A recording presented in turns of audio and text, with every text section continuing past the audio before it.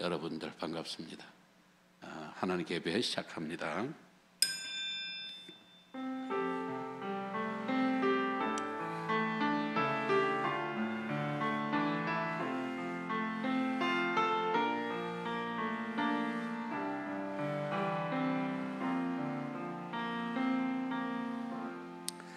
만복의 하나님 아버지, 하나님의 은혜와 사랑을 감사합니다.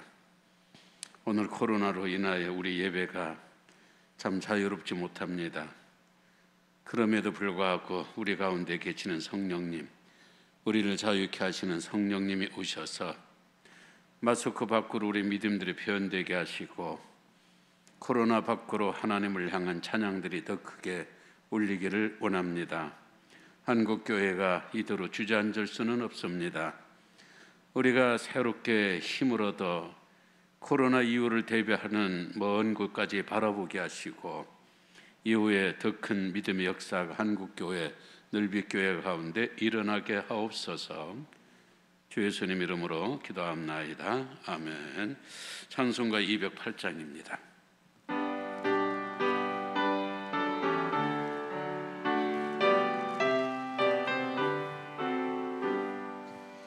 내 주의 나라와 주 계신 성전과 피 흘려 사신 교회를 늘 사랑합니다. 내 주의 교회는 천성과 같아서 자같이 악기상을 보호하시네. 이 교회 위하여 눈물과 기도로 내 생명 다하기까지 늘 봉사합니다. 성도의 교제와 교회의 위로와 구주함의 언약을 늘 기뻐합니다. 하늘의 영광과 베푸시는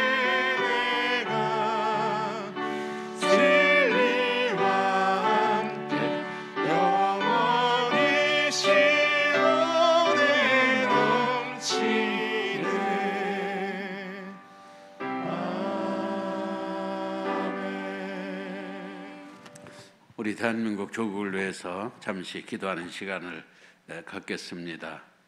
지금 대한민국 여러분 아시는 것처럼 참 여러 모양으로 하나가 되지 못하고 또 편을 가르고 싸움을 하고 이런 가운데 있습니다. 평화의 왕 아기 예수가 탄생하시는 성탄절을 기하여 우리 대한민국 국민들이 하나가 되게 하시고 정치가들이 서로를 수용하고 존경하는 마음으로 대한민국을 잘 끌어갈 수 있는 통합 리더십을 발휘하게 하소서. 대한민국을 주여 축복해 주소서. 기도하도록 합시다. 주여 하나님 아버지, 하나님 아버지께서 아버지는 가시고 하나님의 거룩한 우리 가운데 아버지 있게 하여 주시기를 원합니다. 대한민국 땅에 진정한 평화 오게 하소서. 평화의 예수가 하나님 오게 하여 주시기를 원합니다. 하나님 아버지께서 저여 하나님 더 큰 역사를 할 수 있도록 아버지 은혜로 하나님 전계신 우리 하나님 아버지께서 주여 아버지의 은혜 영원한 하나님 아버지시여 아버지여 대통령께 주여 주님께 선회를 하시고 우리 가운데 하나님 정으로 하나님 아버지 축복하여 주시옵소서. 하나님 아버지 하나님 축복하여 주시옵소서. 하나님 축복하여옵소서. 하나님 아버지 우리 대한민국을 축복하여 주옵소서. 우리의 믿음의 선조들이 대한민국을 지켜내기 위하여 피 흘리고 땀 흘리고 목숨 바친 대한민국이 이제 하나가 되어 세계 경쟁력에서 앞서가게 하시고 잘 사는 대한민국, 평화로운 대한민국, 너도 나도 자랑스럽게 생각하는 대한민국 되게 하옵소서. 예수님 이름으로 기도합나이다. 아멘. 하나님의 말씀 보겠습니다. 누가복음 2장 25절부터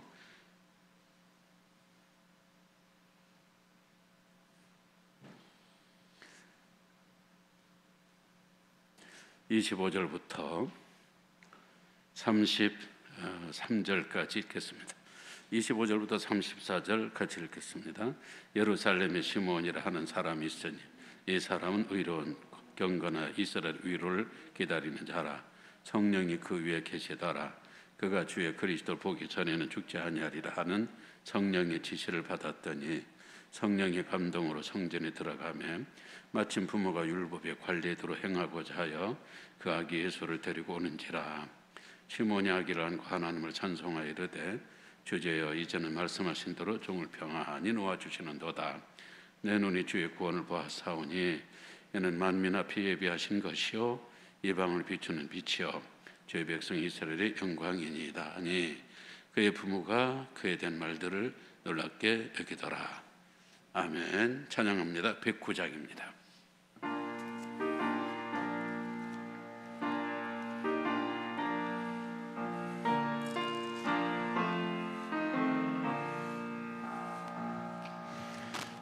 고요한 밤 거룩한 밤 어둠에 묻힌 밤 주의 부모 앉아서 감사 기도 드릴 때 아기 잘도 잔다. 잘도 잔다. 고요한 밤 거룩한 밤 영광이 둘린 밤 천군 천사 나타나 기뻐 노래 불렀네.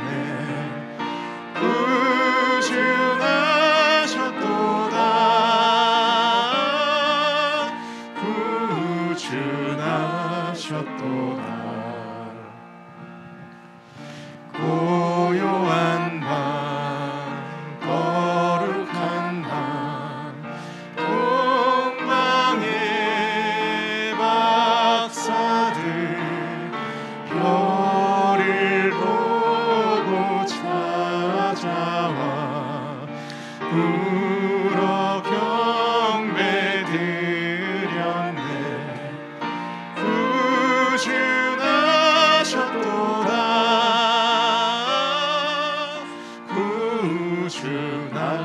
구주나셨도다. 고요한 밤 거룩한 밤 주 예수 나신 밤 그의 얼굴 광채가 세상 빛이 되었네. 구주 나셨도다. 구주 나셨도다. 아멘. 오늘 주일 저녁 설교 제목을 누가 성탄에 참여했는가 그렇게 정했어요. 누가 성탄에 참여했는가. 제목을 정해놓고 보니까 좀 애매해요. 묘하기도 하고. 왜냐하면은 생일을 차려놓지도 않고 생일 못한다고 해놓고 누가 이번 생일에 올 수 있을까 이런 심정이에요. 25일 날 우리가 예배를 드리지도 못하는데 이게 성탄절 예배 참 그래요. 이 말 자체가 참 여러 모양으로 씁쓸하고 또 마음이 그렇습니다. 그러나 그렇다고 해서 예수님이 우리 가운데 안 계신 것도 아니고 꼭 성탄절이 돼야 예수님 탄생하시고 그런 것도 아니고 우리는 마음으로 예수님이 이번 25일 날 탄생하시겠다 이런 늘 새로운 마음으로 예수를 맞이하는 심정이기 때문에 성탄절을 기다리고 있는 겁니다. 사실 성탄은요, 구세주의 이 탄생은 오래전부터 모든 인류의 기다림이었습니다. 에덴 동산에서 창세기 3장 15절 여자의 후손이 너 베비 머리를 칠 것이고 너는 여자의 후손의 발꿈치를 상하게 할 것이고 에덴의 이게 성탄의 원시 복음이잖아요. 그때부터 인류는 알게 모르게 인류를 구원해 주시고 다시 에덴으로 회복해 주실 메시아 구세주 구원자를 기다려 온 겁니다. 그때부터 한 4,000년 정도 기다린 거예요. 일반 역사가 아니라 성경 역사로만 볼 때에 다윗을 통하여서 구세주 탄생이 상당히 확실하게 보여지기 시작을 했습니다. 다윗이 예수님 오시기 1000년 전에 살았기 때문에 그러니까 그 후에 1000년 동안도 유대인들은 수없이 기다려 온 거예요. 그러다가 이사야 선지자에 의하여서 너무 정확하게 미가 선지자에 의하여서 아주 구체적으로 메시아가 탄생하신다 예언이 선포되기 시작했습니다. 그럼 얼마나 오랜 세월 동안 유대인을 중심으로 많은 사람들이 메시아를 기다렸겠어요. 구세주 예수가 오시면은 너도 나도 다 일어서서 그분을 영접하고 환영하고 축하를 해야 되는데 오히려 2000년 전 예수님께서 다 탄생하시고 출생하셨을 때에는 예수님의 탄생을 맞이한 사람이 있고 예수님의 탄생을 맞이하지 못한 사람들이 있었습니다.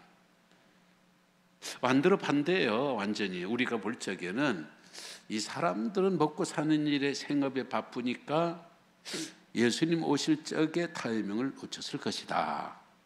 이렇게 생각하는 분들은 오히려 예수님을 영접했고 이분들은 평생을 구약을 공부하고 율법을 연구하고 이렇기 때문에 다른 사람은 몰라도 이분들은 예수님 탄생하실 적에 메시아 탄생하실 적에 1번으로 1착으로 예수님 영접하셨고 출생을 축하했을 것이다 하는 분들은 오히려 주님을 배척하거나 타이밍을 놓쳐버리고 말았습니다. 어떻게 된 걸까요? 이게 하나의 성탄의 코드라면은 우리는 지금 성탄을 기다리는 그 사람과 함께 예수님의 재림을 기다리는 사람들입니다. 낮에도 설교 중에 잠시 말씀을 드렸습니다마는 성탄절은 재림절이 돼야 되고 재림절은 또 성탄을 전제로 해야 되죠. 그러면 예수님께서 재림하실 적에도 분명 같이 예수 믿어도 교회 다녀도 예수님의 재림을 맞이하는 사람이 있는가 하면 예수님의 재림을 놓쳐버리는 분들이 있어요. 누가 예수님의 재림을 영접하고 누가 예수님의 재림에서 배척당할 건가? 이 재림 코드를 알려면은 우리가 성탄 코드, 성탄의 기록을 자세히 살펴보고 이분들은 이래서 성탄을 맞이했고 이분들은 이래서 성탄을 놓쳤다. 어떻게 이분들이 성탄을 얻었고 성탄을 놓쳤는가 알면은 재림하실 예수님을 누가 영접하게 될 것이고 누가 미련한 다섯 처녀들처럼 예수님을 영접하지 못하는 비극적인 인물이 될 수밖에 없는가? 이게 한눈에 이렇게 딱 보입니다. 그래서 오늘 저녁 예배고 해서 한 세 가지로 간단히 말씀을 드리겠습니다. 예수님 오실 적에 예수님의 그 탄생을 맞이한 사람들 이 특징들을 가만히 보니까요 이 사람들은 오랫동안 재림을 예수님의 출생을 기다려 왔어요. 그리고 예수님의 그 탄생의 그 현장에 참석하지 못한 사람들은 머리로는 말로는 구세주를 대망한다 하면서도 사실은 머릿속에 없는 거예요. 율법서 이 구약 책에서만 달달달 외우고 답을 갖고 있지, 삶에서 그들은 간절한 심정으로 메시아의 탄생을 기다리지 못했습니다.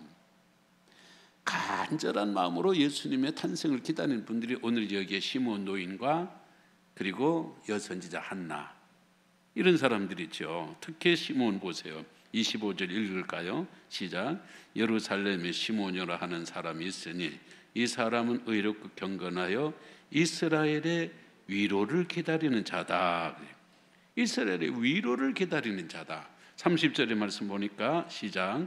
내 눈이 주의 구원을 보았다. 그리고 나서 하는 이야기가 이제 나는 죽어도 한이 없다, 이러는 거예요. 29절. 주제여 이제는 말씀하신 대로 종을 평안히 놓아주시는도다. 평안히 놓아주시는도다 라는 이야기는 이제는 내가 죽어도 여한이 없다, 이제 그런 뜻이에요. 얼마나 기다렸어요, 이 시므온 노인이. 그리고 36절의 말씀 보니까 여선지자 안나라는 여선지자가 성전에서 거하면서 오랫동안 메시아를 기다려온 거예요. 이 사람들이 머릿속에는 온전히 메시아 생각밖에 없는 사람이에요. 이게 전부 다 노인이잖아요. 이거 1, 2년 기다린 게 아닙니다. 오랜 세월 기다린 거예요. 오랜 세월 기다렸더니 죽기 전에 예수를 만나게 되었고, 예수를 품에 안고 하나님 주의 구원을 보게 하시니 감사합니다. 내 간절한 소원을 이루어 주심을 감사합니다. 이스라엘을 구속할 자를 내 눈으로 보게 하시니 감사합니다. 주여 이제는 내 목숨을 놓아 주소서. 이제는 죽어도 여한이 없습니다. 이렇게 고백하고 있는 겁니다. 이런 사람들은 로또 복권 당첨되는 것처럼 어쩌다가 딱 현장에서 예수를 딱 만난 게 아니고, 우연히 성전에서 예수를 딱 만난 게 아니고요. 성전에서 기도하는 사람 한두 사람이겠어요. 그리고 그 메시아 그 신앙을 가진 사람들이 어디 한두 사람이겠냐고요. 근데 왜 예수가 왜 그 시므온 노인하고 왜 안나 여선자 이 사람들이 딱 그 앞에 나타나느냐고요. 이 기다린 거예요. 오랜 세월 기다리고 또 기다렸더니 저 만난 겁니다. 동방박사들은 어때요? 동방박사들도 하루아침에 뭐야 이거, 저 별이 참 큰 별이 나타나니까 뭔가 어떤 징조 같아, 저거 한번 따라가 보자. 세상에 그런 어리석은 사람들은 없어요. 이 사람들이 무슨 애들입니까? 또 이 사람들이 무슨 단순히 그냥 점치는 사람들입니까? 이 사람들이 충동적인 사람들입니까? 아니에요. 이 사람들은 박사로 그러잖아요. 동방박사. 박사라는 사람은 이 감정보다는 지성이, 지적인 게 뛰어난 사람이, 이 사람들이 함부로 움직일 사람이 아니에요. 그리고 막연하잖아요. 어디로 가는지도 모르고 이 사람들이 황금과 유향과 모략 귀한 예물들을 준비했다는 것은 오랫동안 기다려왔다는 거예요. 황금, 유황, 모략 하루아침에 생길 게 아니잖아요. 그게 몇천 원 주면 살 수 있는 그런 장난감, 오락기구도 아니고, 이건 요즘 돈으로 말하면 몇 천만 원대의 그런 고귀한 비싼 것들입니다. 이런 것들을 오랜 세월 준비했다는 거예요. 그러면서 유대인의 왕, 그분은 세계의 왕이고 그분이 오셔야 바벨론에서 포로 생활을 하고 있는 우리 소국, 우리나라도 해방이 되고 우리가 고국에 돌아갈 수 있겠거니, 이런 생각으로요 오랜 세월 유대인의 메시아를 기다리고 또 기다려왔던 그런 사람입니다. 지난번에도 말씀을 드렸습니다만 이 사람들은 바벨론 유대 공동체에 함께 어울려가면서 약수국의 서름, 나라를 빼앗긴 사람들의 서로 동병상련의 마음으로 유대인들과 교제했던 사람들입니다. 그리고 유대인들의 꿈과 비전과 유대인들의 약속과 예언에 자기들의 운명을 맡기고 자기들의 그 나라를 맡긴 사람들이에요. 오랫동안 기다려 온 거예요. 그리고 한 4~5개월을 계속해서 그 별을 기다리면서 메시아를 기다리면서 바빌론에서 지금 여기까지 온 거잖아요. 이 사람들의 특징은 기다리고 또 기다렸던 사람들이다. 요셉과 마리아는 어때요? 이 사람들은 왕족이에요. 유대 왕족입니다. 물론 유대 왕족이라고 해서 유대 왕국이 재건되면은 뭐 공주되고 왕자되고 그 정도는 아니에요. 왕족은 왕족이라도 사돈의 팔촌처럼 이제 어떤 왕통에서 뭐 이 사람들이 그럴 정도는 아니에요. 꽤 몰락한 왕족 가문이에요. 그렇지만 이 두 남녀의 이 사람들 가난했어요. 현실적으로는 이게 뭔가 희망이 없는 사람들이에요. 이 사람들이 아하, 우리 지파 유다 지파니까 우리 지파에서 메시아가 나온다고 분명히 성경에 예언했다. 우리 지파에서, 그러니까 우리 혈족, 우리 집안 가문에서 나온다는 겁니다. 그러니까 이 남녀가 그게 마음이 맞은 거예요. 서로 예쁘고 튼튼하고 미남이고 미녀고 그래서 정혼하고 결혼을 약속한 그런 것들보다는 꿈이 같은 거예요. 그리고 우리 가문에서 이게 같은 거예요. 이걸 기다린 거예요. 이걸 기다리고 기다렸더니 결국에는 지금 예수 그리스도를 그들의 품에, 그들의 눈에, 그들의 태에 오신 거예요. 오늘 우리도 누가 재림 예수를 맞이할 수 있을까요? 기다려야 돼요. 우리가 아무 생각 없이 이렇게 살다가 주님 오실 적에 짠, 그게 아니에요. 주님께서 뭐 교회에 뭐 세례 교인이라고 교회 어떤 직분이 있다고 교회 어떤 중직자라고 해서 재림 올 적에 그 사람을 영접하고 환영하는 슬기로운 다섯 처녀와 같은 그런 사람이 다 되는 건 아니에요. 기다리는 사람들이에요. 기다리는 사람들. 그 미국 캘리포니아 카파스타리는 관광지가 있대요. 난 뭐 또 그런 게 있다는 줄도 잘 몰랐네. 준비하다 보니까 그런 관광지가 있는데 여기는 뭐로 유명한가 하면은 비둘기떼로 그렇게 유명한답니다. 비둘기하고 사람들이요 완전히 완전히 그 어떤 자연의 친화적인 그런 걸로 하나가 된대요. 근데 이 비둘기는 절대 잡을 수가 없대요. 잡으려면 달아나 버리고. 근데 비둘기를 잡는 방법이 하나 있대요. 손을 이렇게 내밀고 그냥 기다리면 된대요. 몇 시간 기다리면요 이 비둘기들이 이게 통하는 게 있어 손바닥에 와서 가만히 살포시 거기에 앉는다는 거예요. 전 그런 이야기를 들으니까 그래 우리도 가만히 정말 주의 재림을 기다리며 주의 재림을 사모하며 우리가 그렇게 산다면 동방박사들이 기다리다가 예수 만났고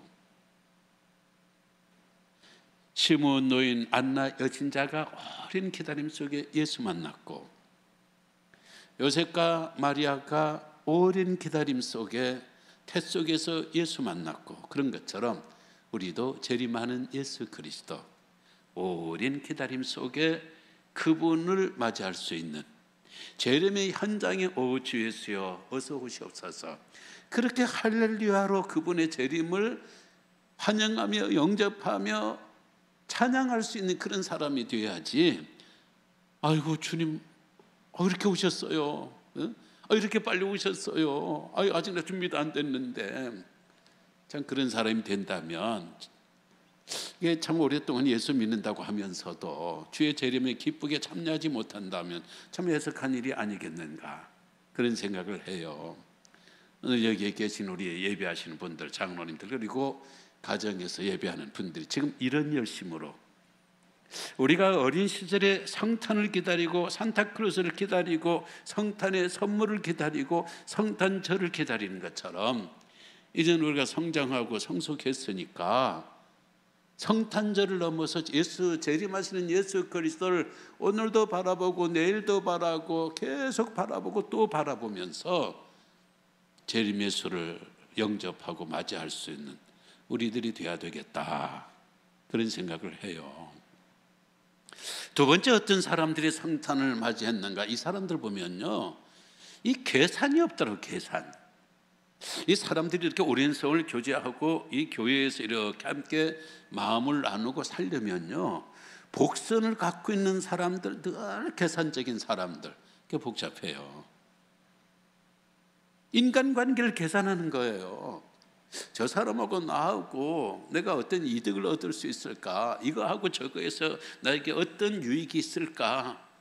뭔가를 얻어낼 수 있을까? 계산하는 사람들, 답이 없어요. 이런 사람들 주님이 그렇게 크게 쓰지를 않습니다. 대표적인 인물이 가룟 유다잖아요. 빌립 같은 사람들 얼마나 똑똑했어요. 그러나 빌립이 그 똑똑함에도 불구하고 수제자 그룹에 들지를 못했습니다. 베드로 같은 사람은요, 어떤 지적인 그런 게 얼른 보면은 약해요. 숫자가 약한 사람이에요. 근데 그분이 베드로가 수제자가 될 수 있는 것은, 이분은요, 주님 오라 하면은 그냥 바닷물에도 그냥 뛰어드는 사람이에요. 바닷물에도. 이게 얼마나 그 비계산적이고 얼마나 그 대책이 없는 사람이에요. 근데 주님 나타나니까 주님이다, 그냥 뛰어든 거예요. 계산하지 않는 신앙. 오늘 이런 사람들이 정작 주님을 영접할 수 있고 우리의 믿음이 더욱더 성장하고 풍성한 삶을 살 수 있을 줄로 믿습니다. 동방 박사들 봐요. 그들이 계산하면 절대 못 옵니다. 만약에 그들이 계산해서 왔다면요, 절대 고국으로 돌아가지 않습니다. 고국으로 돌아가봐야 그 자기 나라 아니에요. 그 포로민족이에요. 예수님 옆에 가만히 있고 예수님 왕으로 알고 찾아왔잖아요. 황금과 유향과 모략을 드렸으면요, 그 다음 자기 지위를 보장해달라고 할 수 있겠죠. 여기에 가만히 있으면은 베드로 이런 사람들, 이 갈릴리 어부입니다. 촌 사람들이고요, 배움이 없어요. 동방 박사들에 비하면 이건 이렇게 차이가 있는 사람이에요. 당연히 세 사람이 예수님의 수제자가 될 수 있죠. 예수님의 수제자의 자리를 달라고 할 수도 있죠. 그러나 그들은 드리고 그 길로 갔어요. 그 길로 갔어요. 요셉 마리아 보세요. 요셉 마리아 계산적인 사람이면은 요셉이 이 마리아 데려오겠어요? 이거 데려다가 이게 곤란하진, 앞으로도 계속해서. 지금 이 출산하고 안 하고 이게 문제가 아니에요. 이게 태어나면 그때부터 집안이 쑥대밭이 되고 동네 사람들의 조소와 동네 웃음거리가 되는 거예요. 계산은 못 데려와요. 마리아, 이거 계산하면요 안 돼요. 내가 성모가 될 수 없어요. 내가 처녀인데, 내가 아가씨인데, 내가 동정녀인데, 이거는 창피하고 내가 사람들에게 오해받고, 이게 완전히 이게 정혼자, 이제 나만 그러는 게, 우리 집이 무너지고 그리고 이 요셉, 이 착한 남자 집이 완전히 무너지는데 나 못해요. 계산적이었으면요 노했을 거예요. 목자들 보세요. 목자들이 계산적이었다면 제일 먼저 이 성탄에 이 참가지고 현장에 참석한 사람이잖아요. 그들도 한 자리 할 수 있죠. 나중에 듣고 보니까 어부들도 한 자리씩 하는데 자기들은 목자들인데 우리가 이 어부들보다 못한 게 뭐가 있어. 우리도 제자 삼아 달라고 그러고 우리도 주님이 왕으로 오신다니까. 동방 박사들이 와서 이러는 걸 보니까 이 보통 사람이 아니거든요. 그리고 자기네들이 기다리고 기다렸던 메시아라는 이 증거가 딱 나타나잖아요. 그랬으면 우리도 한 자리 주세요. 거기에 있게 되고 그러면 이거 곤란해지죠. 동방 박사들도 여기 있겠다, 목자들도 여기 있겠다. 나중에 또 어부들도 여기 있겠다. 이게 자리 다툼으로 보통 복잡한 게 아니에요. 근데 이 사람들 보니까 동방 박사들도 예물 드리고 그냥 갔어요. 조건 없이. 목자들도 그 앞에 절하고. 성경에 나오지 않습니다만은 지금 이게 참 이게 준비된 이게 지금 아기 낳을 수 있는 환경이 아니잖아요. 춥잖아요. 마구간이니까 이렇게 뭐 이불이 제대로 있겠어요? 뭐가 있겠어요? 그런데 이 목자들은 평생을 들에서 산 사람들이기 때문에 그냥 들에서 자도 아무렇지도 않을 만큼 털옷으로 무장된 사람들이에요. 그걸로 벗어놓고 거기에 아기를 눕히라고 그러고 산모를 눕히라고 그러고 그리고 조건 없이 그냥 돌아간 거예요. 요셉과 마리아도 조건이 없어요. 여기에 나오는 안나와 시몬도 주여 이제는 보아스니 됐습니다. 이제는 보아스니 됐다는 거예요.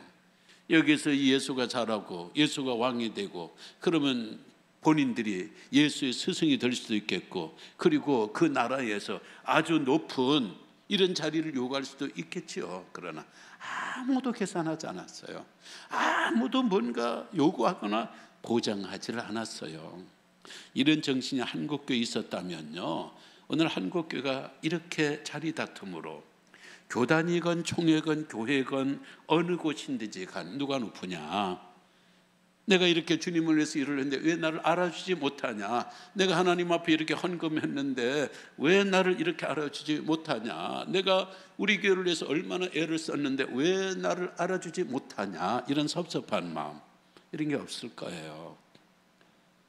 오늘 우리 마음속에 우리가 바친 것만큼 일한 것만큼 보장받고자 하는 우리의 본능이 있을 수 있어요. 그러나 성탄은요, 비우는 거예요. 이런 계산적인 것, 뭔가 보상받으려는 심리, 이건 세상 정치계에서나 세상 일반 사람들에게서나 있을 수 있는 거지. 교회는요, 주님 늘 울어도 눈물로서 못 갚을 줄 알아. 이 몸밖에 드릴 것 없어. 이 몸 바칩니다. 이 몸 바칩니다. 아무것도 계산하지 않는 그런 순수한 신앙이 성탄의 아기 예수를 맞이할 수 있었던 것처럼 재림하시는 구세주 심판주 예수 그리스도를 우리가 영접하게 될 줄로 생각을 합니다. 세 번째는요, 이 사람들이 가만히 보니까 자기 일에 성실한 사람들이에요. 목자는 목자 일에 성실한 사람이에요. 예수님이 어디 나올까 이리 기웃거리고 저리 기웃거리고 자기 일로 놔두고 그런 사람이 아니에요. 그리고 예수님 영접하고도 곧장 자기들의 일터로 노동의 현장으로 돌아갔어요. 그것이 바로 메시아를 위하는 길이라는 것을 알았기 때문에 그래요. 박사들은 안 그래요. 박사도 예수가 크기까지 여기서 몇십 년 기다리겠다 이런 게 아니에요. 그들은 다시 돌아가요. 거기 가서 별을 연구합니다. 여러 예언들을 연구합니다. 그리고 그 사실을 자기 백성들에게 주면서 그들에게 위로와 소망을, 비전을 전할 겁니다. 자기 일 열심히 하는 거예요. 목수 보세요. 목수 요셉 보세요. 진짜 성실함의 대명사 아니에요. 그 아버지의 성실함을 이어받아서 예수님도 문짝을 짜고 30년 동안 문짝을 짜고 대표를 밀고 톱으로 쓸고 상을 만들고 30년 동안 묵묵히 자기 일에 전념한 거예요. 한 3년 배우고 나서 30년 써먹겠다고 하는 그런 마음이 아니고 주님 부르실 때까지. 사실은요, 20세가 되어도 주님은 얼마든지 12살부터 그 당시 석박사들하고 요즘 말해서 토론장에서 상대방을 쩔쩔매게 할 정도니까 12살짜리가 20살이면요 충분히 사역을 해요. 레위인들은 20세면 군인 가고 25세면 성전에서 봉사하고 30세면은 제사장 일을 하고 20살이면 얼마든지, 아니 13살이면요 성년이에요, 성년.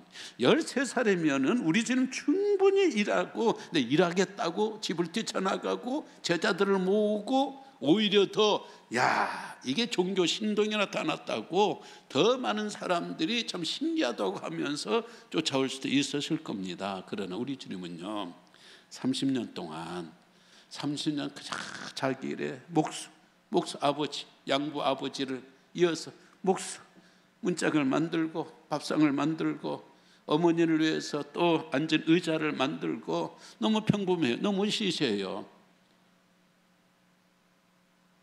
이건 어떤 전문가라고도 할 수도 없어요. 허드렛 일을 하는 이런 사람이지만 거기에 성실했을 적에 30이 되어 하나님께서 성령의 기름 부으심을 통하여 그때부터 공생애를 하게 되었고, 그래요. 오늘 이 재림 예수는요, 누가 맞이할 수 있는가? 자기가 어떤 일이 있든지, 우리가 빈부귀천을 따지지 말고 내가 남들에게 대단한 일이다, 성공한 일이다 라는 그런 일이 있었든지, 아무도 제대로 봐주지도 않고 저 사람 나 그렇게 안 봤는데 저렇게밖에 못 되었나 안 되었나 하더라도요, 항상 그 마음속에 예수님에 대한 그 재림의 마음을 품고 계산하지 말고, 자기 일의 교회석은 어디에서건 성실하게 행하는 사람들 앞에 재림 예수는 나타날 것이고, 바로 그런 사람들이 예수 그리스도 재림하셔서 오 주여 어서 오시옵소서, 오 주여 어서 오시옵소서, 그렇게 예수님을 맞이할 수 있는 귀한 분들이 되지 않겠나, 그런 생각을 합니다. 아무쪼록 오늘도 이런 말씀들을 본받아서, 첫 번째, 기다리는 신앙을 갖자. 두 번째, 계산적이지 말자. 세 번째, 자기 일에 성실한 그리스도인이 되자. 이번 2020년 성탄절에는 바로 재림절로 생각하고, 이왕 공동체 성탄 예배는 드리지 못하니까 오히려 더 크게 생각해서 이제는 구유에 나신 아기 예수를 바라보던 이 시선에서 눈을 들어 다시 곧 오실 예수 그리스도의 재림을 우리가 멀리서 가까이에서 바라보면서 우리 믿음을 더욱더 이 땅에서 하늘로 끌어올릴 수 있는 영적인 믿음으로, 영적인 사람들로 한 단계 업될 수 있는 그런 성탄절 그리고 재림절이 될 수 있게 되기를 주의 이름으로 기원합니다. 찬양합시다. 찬송가 108장입니다.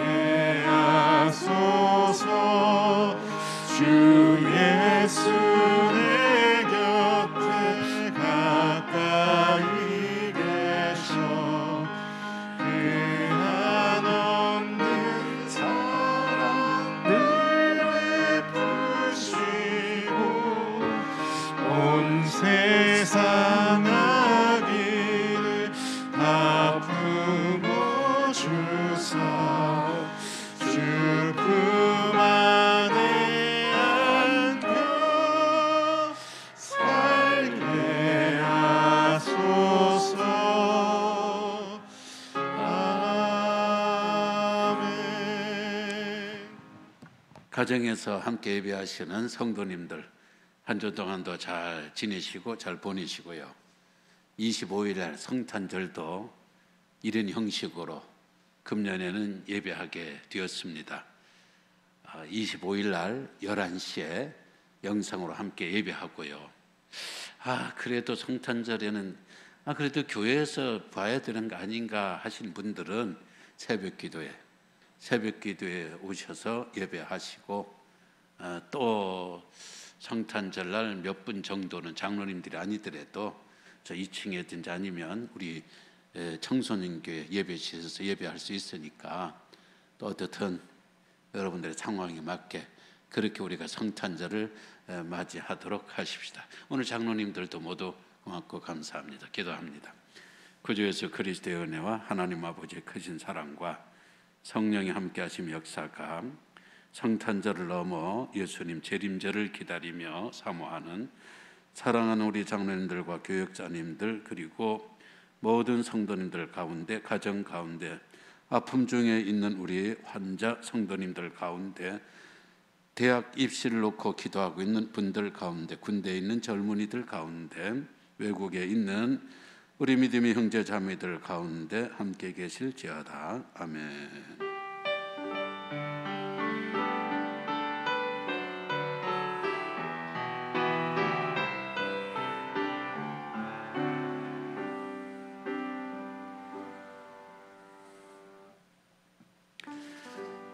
모두 고맙습니다.